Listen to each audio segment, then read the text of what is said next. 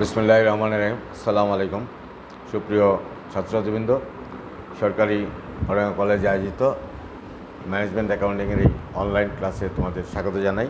আজকে আমরা আলোচনা করব কস্ট কনসেপ্ট অ্যান্ড ক্লাসিফিকেশন নিয়ে।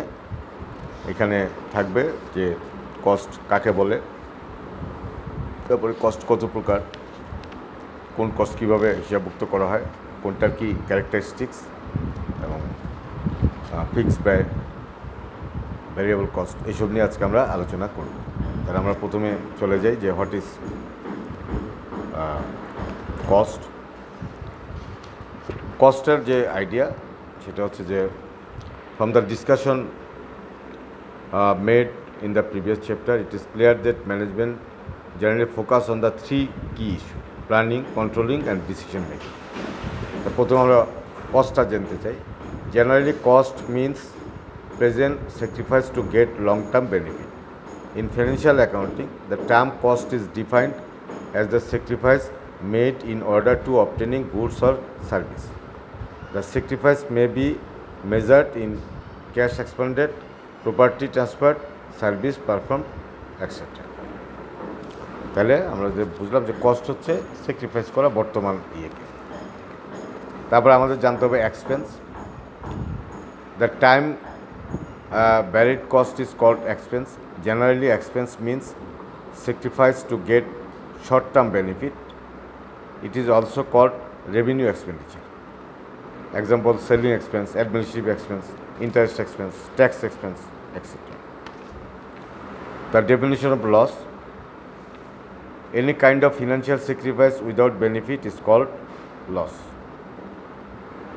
Characteristics of cost: cost is occurred in order to get product.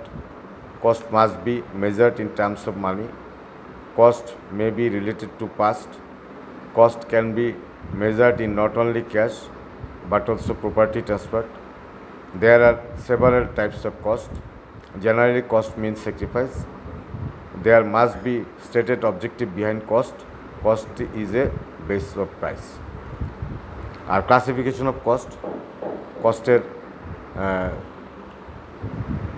the classification of cost is the purpose of grouping cost according to the common characteristics. Cost can be classified according to element, behavior, function, association and managerial decision. তারপরে আমরা যদি elements with classification of cost জানতে চাই, total কস্টে থাকবে material cost, labour cost আর expense থাকে। Material কস্টে থাকে direct আর indirect থাকে, আর labour কস্টও direct indirect থাকে, এক্সপেন্সও ডাইরেক্ট এবং ইনডাইরেক্ট থাকে। আর তারপর বিহেভিয়ারাল ক্লাসেস অফ কস্ট। এই কস্ট আছে তিন প্রকার। একটা হচ্ছে ফিক্সড কস্ট, একটা ভেরিয়েবল কস্ট, একটা হচ্ছে সেমি ভেরিয়েবল কস্ট। ফিক্সড হচ্ছে the cost which are not affected by the change of activity are called fixed cost. আর variable cost হচ্ছে the cost that are vary in total in direct proportion to the change in the level of activity are called variable cost. আর semi variable cost is the combination from the fixed and variable cost. এই হচ্ছে কস্টের যে শ্রেণী বিভাগ। তিন প্রকার কস্টকে আমার মাথায় রাখতে হবে। তারপরে ফাংশনের দিক দিয়ে কস্ট হচ্ছে তিন প্রকার। একটা হচ্ছে প্রোডাকশন কস্ট, একটা অ্যাডমিনিস্ট্রেটিভ কস্ট, একটা সেলিং অ্যান্ড ডিস্ট্রিবিউশন কস্ট। আর classification of cost on the basis of association of with product or period. এটা দুই প্রকার কস্ট আছে প্রোডাক্ট এবং পিরিয়ডের দিক দিয়ে। একটা হচ্ছে প্রোডাক্ট কস্ট, একটা হচ্ছে period cost. The classification of cost on the basis of managerial decision making. Managerial যে সিদ্ধান্ত নেয় তার ভিত্তিতে কস্ট আছে 8 প্রকার। একটা হচ্ছে রিলিভেন্ট কস্ট, প্রাসঙ্গিক ব্যয়। সেকেন্ড হচ্ছে ডিফারেন্সিয়াল কস্ট বা পার্থক্যমূলক ব্যয়। থার্ড হচ্ছে differential revenue or relevant revenue বা পার্থক্যমূলক আয় বা প্রাসঙ্গিক আয়। আর হচ্ছে সাঙ্ক কস্ট, নিমজ্জিত ব্যয়। আর হচ্ছে অপরচুনিটি কস্ট, সুযোগ ব্যয়। আরটা হচ্ছে যে ইম্পুটেড কস্ট, আরোপিত ব্যয়। আর হচ্ছে অ্যাভয়েডেবল অ্যান্ড আনঅ্যাভয়েডেবল কস্ট, একটা পরিহারযোগ্য ব্যয়, একটা অপরিহারযোগ্য ব্যয়। আরটা হচ্ছে আউট অফ পকেট কস্ট। আমরা এখন জানবো যে কস্ট কনসেপ্ট ফর কন্ট্রোল, নিয়ন্ত্রণের জন্য যে ব্যয় ধারণা, এটা 5 প্রকার আছে।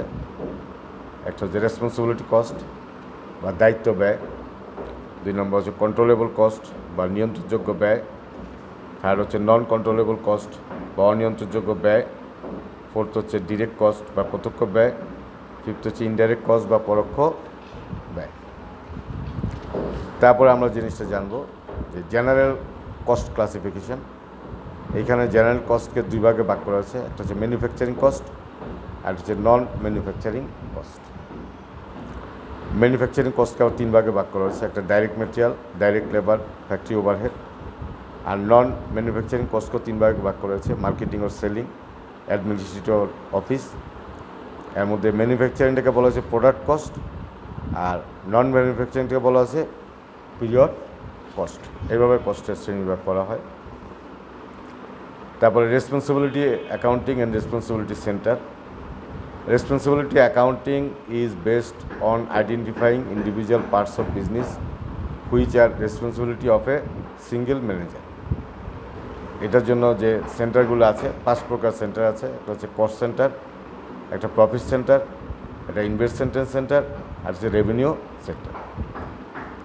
কস্ট সেন্টার হচ্ছে, cost centre is a product or service location, function, activity or item of equipment whose cost are identified and recorded. Second হচ্ছে profit centre. A profit center is a part of business for which both the cost incurred and the revenue earned are identified. Third হচ্ছে investment center. Managers of investment center are responsible for investment decision as well as decision affecting cost of or revenue. The revenue center by কেন্দ্র. A revenue center is a part of the organization that earns sales revenue. It is similar to a cost center but only accountable for revenue and not cost. তারপরে এই একটার সাথে আরেকটা যে পার্থক্য করা, অর্থাৎ কস্ট সেন্টারের সাথে প্রফিট সেন্টার, প্রফিট সেন্টারের সাথে ইনভেস্টমেন্ট সেন্টার, তারপরে কস্ট অ্যান্ড এক্সপেন্স, তারপরে এক্সপেন্স অ্যান্ড লস, তারপরে direct cost, indirect cost, variable cost, fixed cost, cost unit আর ইউনিট কস্ট, তারপরে product cost and period cost. এই পার্থক্যগুলো কিন্তু আসলে আমাদের জানা থাকা উচিত। আর কস্ট ক্লাসিফিকেশন ইন ফিনান্সিয়াল স্টেটমেন্টে আমরা যে ইনকাম স্টেটমেন্ট যেটা করব সেখানে কস্ট অফ গুডস সোল্ড থাকবে, তার সাথে ওপেনিং মার্চেন্ডাইজ ইনভেন্টরি যোগ হবে, পারচেজ যোগ হবে, ক্যারিজ ইনওয়ার্ড যোগ হবে, পারচেজ রিটার্ন বাদ যাবে, পারচেজ ডিসকাউন্ট বাদ যাবে, ক্লোজিং ইনভেন্টরি বাদ যাবে, তাহলেই কস্ট অফ গুডস সোল্ড পাওয়া যাবে। আর হ্যাঁ, তারপরে ইনকাম স্টেটমেন্ট আমাদের করতে হবে। তো ইনকাম স্টেটমেন্টে সেখানে সেলস থেকে সবগুলো ব্যয় আসলে বাদ যাবে, সেলস থেকে কস্ট অফ গুডস সোল্ড বাইর করে বাদ দিতে হবে নেট সেলস থেকে। তো কস্ট অফ গুডস সোল্ড বাইর করতে গেলে আমাদের যে পদ্ধতিতে যেতে হয় সেটা হচ্ছে বিগিনিং মার্চেন্ডাইজ ইনভেন্টরির সাথে পারচেস যোগ হয়, পারচেস রিটার্ন বাদ যায়, পারচেস ডিসকাউন্ট বাদ যায়, তাহলে নেট পারচেস পাওয়া যায়। তারপর ট্রান্সপোর্টেশনে যোগ হয়, তা cost of goods available for sale হয়, তার থেকে ইন্ডিং মার্চেন্ডাইজ ইনভেন্টরি কী যায়, বাদ দিলে কস্ট অফ গুডস সোল্ড পাওয়া যায়। কস্ট অফ গুডস সোল্ড যদি আমরা নেট সেলস থেকে বাদ দিই তাহলে আমার এটা গ্রস মার্জিন বা গ্রস প্রফিট পাবো। আর গ্রস মার্জিন থেকে অপারেটিং এক্সপেন্স যত যা আছে, যেমন সেলিং আছে, ডিস্ট্রিবিউশন, অ্যাডমিনিস্ট্রেটিভ আছে, এগুলো বাদ দিলে নেট ইনকাম ফ্রম অপারেশন পাওয়া যায়। এভাবেই কী করতে হবে, মানে নেট ইনকাম বাইর করতে হবে। তারপর স্টেটমেন্ট অফ কস্ট বা কস্ট শিট, এটাও কস্ট শিটও কিন্তু বাইর করতে হবে।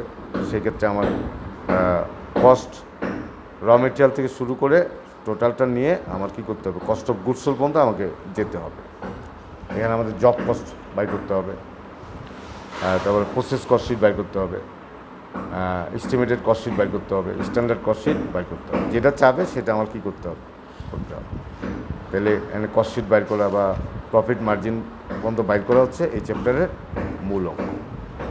তাহলে আমরা যারা এই চ্যাপ্টারটি করব তারা অবশ্যই কি যে কস্ট অফ গুডস সোল্ড বাইর করা এবং প্রফিট বা গ্রস মার্জিন বা নেট মার্জিন বাইর করা, এই পর্যন্ত হচ্ছে কস্ট কনসেপ্টের অঙ্ক। তাহলে এই ছিল আজকের আলোচনা। আশা করি সবাই বুঝতে পেরেছ। তারপর যদি কোনো সমস্যা থাকে আমার সাথে আলোচনা করে পরবর্তীতে সলভ করে নিবা, এই প্রত্যাশায় আজকের মতো এখানে শেষ করছি। সবাই ভালো থাকো। আসসালামু আলাইকুম।